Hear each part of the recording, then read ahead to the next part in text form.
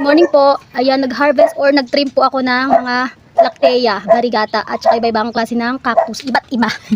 Ayan, ito rin si ribbon. Ito si green lactea. Ito si white rose. Ito po si pink lady. Ito, bago lang ito sa akin. Hindi ko lamang ID. Ayan. Ito si pencil cactus. Ayan, itatanim ko sila after 1 week. Pag tuyong-tuyo na po yung ano nila, yung pinagputulan sa kanila.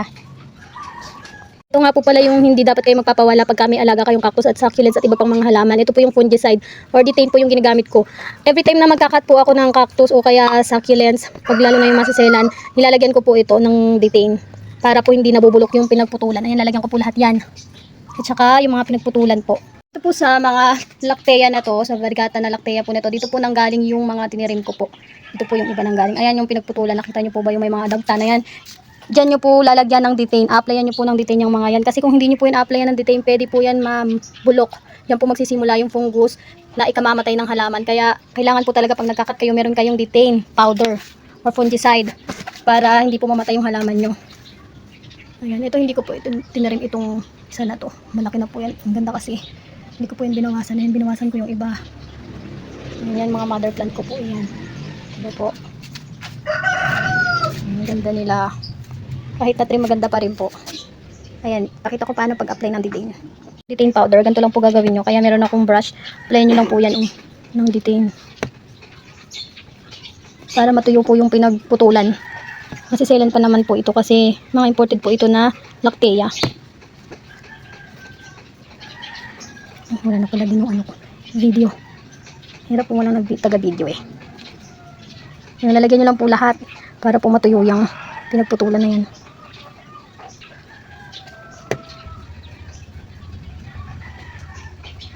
Pero sigurado hindi mabubulok. Ito pa po, ito pinaka-rare sa akin kasi nag-isa lang po ito eh. Ganda po nito. Nalagay yan. Ayan o, pinagputulan din. Lagyan lang po. Kasi every time na magkakat kayo, detain po. Kaya dapat meron kayo laging detain. Tsaka pag may nakita kayo nagkakapunggos na halaman, lagyan niyo po agad ng detain. Ito malaki-laki yung pinutol ko dito eh. Ayan. Parang sinisild nyo lang po yung ano yung pinakasugat niya. Or parang ginagamot niyo po agad para gumaling agad. Parang tao lang din po sila kasi susugatan sila, kailangan gamutin. Pag nagkakasakit, kailangan gamutin. Ayan, tas yung iba naman na cuttings. Sa mga cuttings, lalagyan ko din po yan. Ayan. Lahat po, kailangan check nyo kung may nakaligtaan kayo kasi baka dun po, baka mamatay, sayang naman po.